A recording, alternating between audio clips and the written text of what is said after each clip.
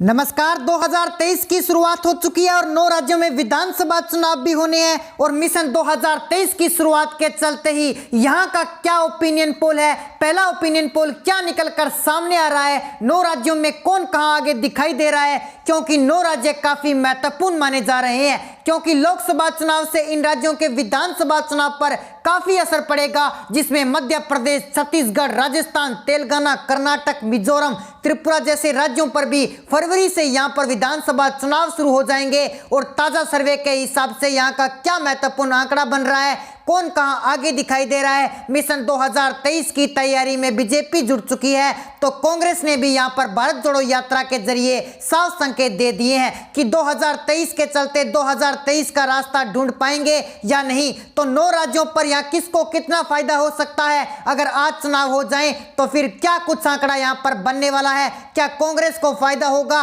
क्योंकि लगातार जिस तरह से बड़ा उलटफेर देखने को मिला है। तो अगर बात की जाए, फरवरी में त्रिपुरा में विधानसभा चुनाव होने हैं और यहां के अगर आंकड़ों की बात की जाए तो 60 विधानसभा सीटें आती है, जबकि अगर बात की जाए फरवरी में ही मेघालय में चुनाव है। अगर बात की जाए जिस तरह से बड़ा उलटफेर हो सकता है, फरवरी में यहां पर नागालैंड और मई में कर्नाटक में विधानसभा चुनाव होंगे, नवंबर में छत्तीसगढ़, मध्य प्रदेश और मिजोरम में विधानसभा चुनाव होने हैं, जबकि दिसंबर में यहां पर राजस्थान, तेलंगाना में विधानसभा चुनाव होंगे। इसके अलावा बात की जाए जम्मू कश्मीर विधानसभा चुनाव की, तो कभी भी तारीखों का ऐलान हो सकता है। इस 2023 के शेड्यूल के अंदर कभी भी यहां पर जम्मू कश्मीर विधानसभा चुनाव पर तारीखों का ऐलान हो सकता है। तो आइए जानते हैं इन राज्यों का क्या महत्वपूर्ण गणित बन सकता है। आज के ताजा सर्वे के हिसाब से 2023 का पहला सर्वे है और यहां पर क्या महत्वपूर्ण विश्लेषण आंकड़ा बनने की संभावनाएं लगाई जा रही है। तो तेलंगाना विधानसभा चुनाव के साथ शुरुआत करते हैं। तेलंगाना के अंदर 115 विधानसभा सीटें हैं और ओपिनियन पोल के हिसाब से किसका पलड़ा भारी हो सकता है, क्योंकि 2018 की बात की जाए तो यहां पर टीआरएस पार्टी को जीत मिली थी, ये करीब 88 सीटों पर जीत हासिल की थी। यहां पर बात की जाए तो 46% वोट से रहा था। दूसरे नंबर पर अगर बात की जाए तो तेलंगाना में कांग्रेस को यहां पर 28% वोट शेयर के साथ 19 सीटों पर जीत मिली थी, जबकि अगर बात की जाए एआईएमआईएम पार्टी की तो करीब 7 सीटें मिली और टीडीपी को 2 सीटें, बीजेपी को यहां पर 1 सीट पर जीत मिली। तो क्या बीजेपी यहां पर 1 सीट के चलते यहां पर बड़ा खेला करने वाली है? यहां पर 119 सीटें आती है, तो ऐसे में यहां का क्या महत्वपूर्ण आंकड़ा बन सकता है। तेलंगाना की अगर बात की जाए तो अगली सरकार किसकी बन सकती है। ओपिनियन पोल के हिसाब से कांग्रेस 20%, बीजेपी 30%, टीआरएस 45%, अन्य की बात की जाए तो 5% कांग्रेस दूसरे नंबर पर रही 2018 में। लेकिन अब आंकड़े बीजेपी के पक्ष में जा रहे हैं। बीजेपी और टीआरएस के बीच यहां पर कड़ी टक्कर हो सकती है। ओपिनियन पोल के हिसाब से जो अनुमान लगाए जा रहे हैं, अब विधानसभा चुनाव की बात की जाए ओपिनियन पोल के हिसाब से तो 65 सीटें टीआरएस के पक्ष में जा सकती है, यानी 2018 के मुकाबले का सीट का नुकसान है।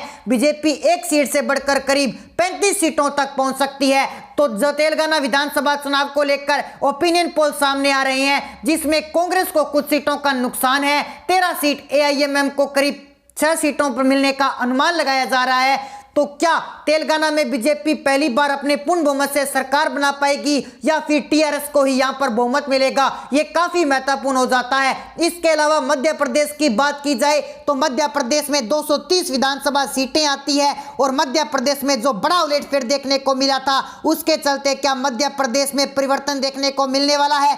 2023 की राह कितनी आसान हो सकती है, क्या कांग्रेस की वापसी होगी या फिर बीजेपी बरकरार रहेगी, क्योंकि जिस तरह से यहां पर बड़ा उलटफेर देखने को मिला था। लेकिन 2018 में कांग्रेस ने सरकार बना ली, लेकिन ज्योतिरादित्य सिंधिया के रिजाइन के चलते 25 एमएलए उनको रिजाइन से कांग्रेस की सरकार गिर गई थी। लेकिन इसके बाद यहां पर बड़ा उलटफेर हुआ और बीजेपी ने अपनी सरकार बना ली इन्हीं मंत्रियों के साथ। तो अब सवाल यह है कि इनके साथ बीजेपी के पुराने नेता भी हैं और ज्योतिरादित्य सिंधिया के समर्थक, उनके टिकट मिलेगा या फिर बीजेपी के पुराने नेता इन सीटों से चुनाव लड़ते आ सकते हैं। तो उनके टिकट मिलेगा, क्योंकि टिकट बंटवारा काफी महत्वपूर्ण हो जाता है इन सीटों को लेकर। अगर 2018 के आंकड़ों पर बात की जाए तो करीब 114 सीटों पर कांग्रेस को जीत मिली थी 40% वोट शेयर के साथ और बीजेपी को 41% वोट शेयर, लेकिन सीटें कम थी। 109 सीटें बीजेपी के पक्ष में रही थी। बीएसपी की बात की जाए तो 2 सीटें, जबकि समाजवादी पार्टी की बात की जाए तो ये 1 सीट इनके पक्ष में आई थी। इस तरह से यहाँ पर बड़ा उलटफेर देखने को मिला था। अब ओपिनियन पोल का आंकड़ा क्या कुछ कहता है कि आज विधानसभा चुनाव होते हैं तो बीजेपी में एक बड़ा संगठन, इसके चलते बीजेपी को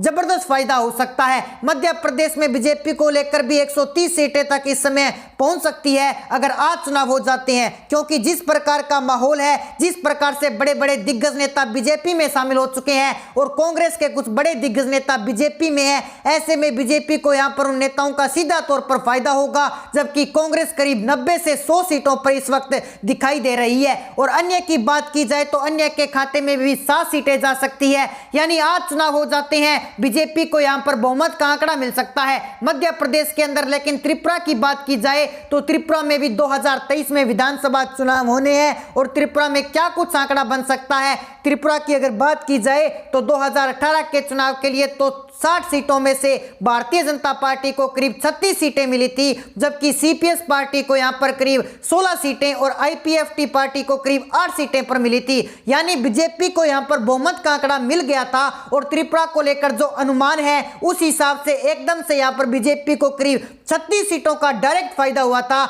इस बार क्या बीजेपी को बहुमत का आंकड़ा मिल पाएगा? क्या यहां पर जनता एक बार फिर से यहां पर बदलाव लाएगी? क्योंकि यहां का ओपिनियन पोल क्या कुछ कहता है कि बीजेपी का त्रिपुरा में बीजेपी का गठबंधन रहेगा, उसको यहां पर फायदा हो सकता है। करीब 32 सीटें यहां पर क्षेत्रीय पार्टी के पक्ष में जा रही है, जबकि बीजेपी को 20 सीटें, सीपीएस को करीब 8 सीटें मिल सकती है। यानी बीजेपी और क्षेत्रीय पार्टी के बीच कड़ी टक्कर विधानसभा चुनाव में देखने को मिल सकती है। इसके अलावा अगर बात की जाए नागालैंड की तो नागालैंड की 60 विधानसभा सीटें हैं, तो काफी उलटफेर के साथ यहां पर भी बड़ा उलटफेर हुआ था 2018 में। तो यहां पर बात की जाए नागालैंड पीपल फ्रंट पार्टी की, यहां पर बात की जाए नागालैंड पीपल फ्रंट पार्टी को करीब यहां पर 26 सीटों पर जीत मिली थी। अगर बात की जाए नेशनल डेमोक्रेटिक पार्टी को 18 सीटें मिली थी और भारतीय जनता पार्टी को यहां पर 12 सीटों पर जीत मिली, जिसके कारण यहां पर गठबंधन सरकार बनी और गठबंधन सरकार अभी भी चल रही है। तो ऐसे में सवाल यह है कि क्या गठबंधन के साथ बीजेपी चुनाव लड़ेगी या फिर अपने दम पर बहुमत का आंकड़ा प्राप्त करेगी, यह काफी महत्वपूर्ण हो जाता है। तो 60 सीटों का जो ओपिनियन पोल निकलकर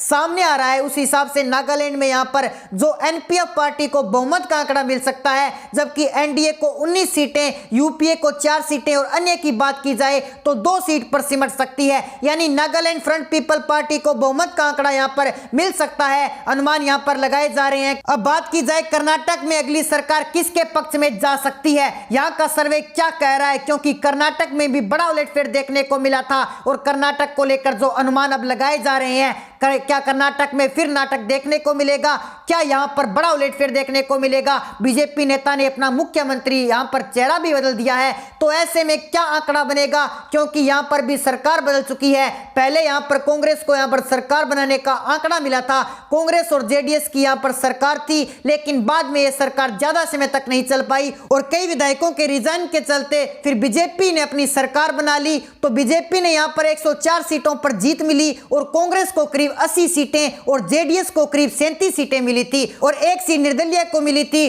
तो इस तरह से अगर बात की जाए तो बड़ी पार्टी बीजेपी बनी थी। यहां पर एक बार फिर से 36% वोट शेयर बीजेपी के पक्ष में रहा था, कांग्रेस को यहां पर 38% वोट शेयर रहा और 18% जेडीएस का रहा था। तो इस हिसाब से यहां पर कर्नाटक में किसकी सरकार बन सकती है? कर्नाटक के आंकड़े बता रहे हैं कि बीजेपी को तो 19 सीटें यानी पूर्ण बहुमत की सरकार कर्नाटक में बीजेपी की बन सकती है, कांग्रेस को करीब 77 सीट और जेडीएस को 27 सीट और अन्य की बात की जाए तो 2 सीटें जाने की संभावनाएं हो सकती है। यानी कर्नाटक में आज विधानसभा चुनाव हो जाएं तो फिर बीजेपी को बहुमत अपने दम पर मिल सकता है, जो अनुमान यहां पर लगाए जा रहे हैं। बाकी बता दें छत्तीसगढ़ के 2023 में विधानसभा के चुनाव होने हैं और यहां पर क्या तैयारी है और इस तैयारी को लेकर क्या अनुमान लगाई जा रही हैं।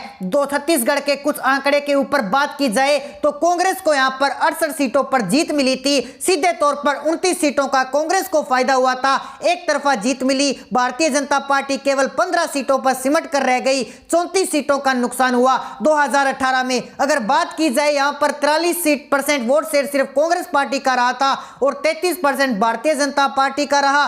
2 सीटें यहां पर बहुजन समाज पार्टी के पक्ष में देखने को मिली थी। इस तरह से अगर बात की जाए कांग्रेस को एक तरफा जीत मिली थी, तो क्या इस बार जनता बदलाव चाहेगी या फिर से कांग्रेस की सरकार बनेगी? इस पर ओपिनियन पोल के आंकड़े निकलकर सामने आ रहे हैं। ओपिनियन पोल के आंकड़े के हिसाब से 90 सीटों में से बीजेपी को करीब 49 सीटें मिल सकती है, कांग्रेस को 38 सीटें और अन्य की बात की जाए तो 3 सीटों पर सिमट सकती है। यानी छत्तीसगढ़ में बड़ा उलटफेर हो सकता है, यहां पर बीजेपी की वापसी हो सकती है जो अनुमान यहां पर लगाए जा रहे हैं। लेकिन बात की जाए मिजोरम की तो यहां पर 40 लोकसभा सीटें आती है जो अनुमान लगाए जा रहे हैं। 40 सीटों में से 2018 के आंकड़ों पर नजर डाली जाए तो यहां पर मिजो नेशनल फ्रंट को करीब 26 सीटें और एक तरफा जीत मिली थी और करीब यहां पर 5 सीटों पर जीत मिली थी। भारतीय जनता पार्टी को 1 सीट पर जीत मिली। इसी तरह ये अगर बात की जाए मिजो नेशनल फ्रंट को ही बहुमत का आंकड़ा मिलेगा या नहीं, इन पर अगर बात की जाए तो कांग्रेस यहां पर वापसी कर सकती है। करीब 24 सीटें कांग्रेस के पक्ष में है जबकि मिजो नेशनल फ्रंट को 11 सीटें मिल सकती है। इस बार कांग्रेस की यहां पर वापसी हो सकती है जबकि बीजेपी को 4 सीटें और अन्य को 1 सीट यानी मिजोरम में कांग्रेस की वापसी हो सकती है। इसके अलावा राजस्थान में भी 2023 में विधानसभा चुनाव है और राजस्थान में हर 5 साल में सत्ता बदल जाती है, लेकिन कांग्रेस ने जो अंदरूनी यहां पर लड़ाई दिखाई है, क्या इसका कांग्रेस को नुकसान होगा या फिर बीजेपी इसका फायदा उठा पाएगी? क्योंकि यहां पर भी बदलाव देखने को मिल सकता है और बदलाव के हिसाब से इस बार बीजेपी का नंबर है, तो क्या बीजेपी इस बार यहां पर बरकरार रहेगी? क्या जनता यहां पर कांग्रेस का साथ देगी? जिस हिसाब से अशोक गहलोत ने बड़ा उलटफेर किया है तो दोस्तों गहलोत की रणनीति पर क्या कांग्रेस को दोबारा जीत मिलेगी? 2018 के आंकड़ों पर कांग्रेस को यहां पर 100 सीटों पर जीत मिली थी और यहां पर बात की जाए बहुजन समाजवाद पार्टी की तो करीब यहां पर 6 सीटें, जबकि बीजेपी को 73 सीटें पर जीत मिली थी, जबकि 13 सीटें यहां पर निर्दलीय के पक्ष में रही थी, राष्ट्रीय लोकतांत्रिक पार्टी के खाते में चली गई थी। इस तरह अगर बात की जाए राजस्थान में काफी बड़े आंकड़े परिवर्तन के देखने के मिल सकते हैं और 5 साल में यहां पर सत्ता बदल जाती है और उसी हिसाब से बीजेपी का नंबर 111 सीटों को पार कर सकता है। राजस्थान में बीजेपी की वापसी हो सकती है। कांग्रेस 64 सीट, आरएलपी के पक्ष में 19 सीट और अन्य की बात की जाए तो 6 सीटें अन्य के पक्ष में आई है, जो अनुमान राजस्थान विधानसभा चुनाव को लेकर ओपिनियन पोल के हिसाब से लगाए जा रहे हैं। तो दोस्तों आज के लिए फिलहाल इतना ही। 9 राज्य में किसकी सरकार बन सकती है, आप कौन से राज्य में है वो आप कमेंट सेक्शन में जरूर बता सकते हैं। अगर आपने अभी तक हमारे चैनल को सब्सक्राइब नहीं किया तो हमारे चैनल को सब्सक्राइब जरूर कर लीजिए ताकि चुनाव से जुड़ी हर लेटेस्ट अपडेट आपको नोटिफिकेशन के माध्यम से तुरंत प्राप्त हो सके। मिलते हैं एक नई अपडेट के साथ, तब तक के लिए जय हिंद जय भारत।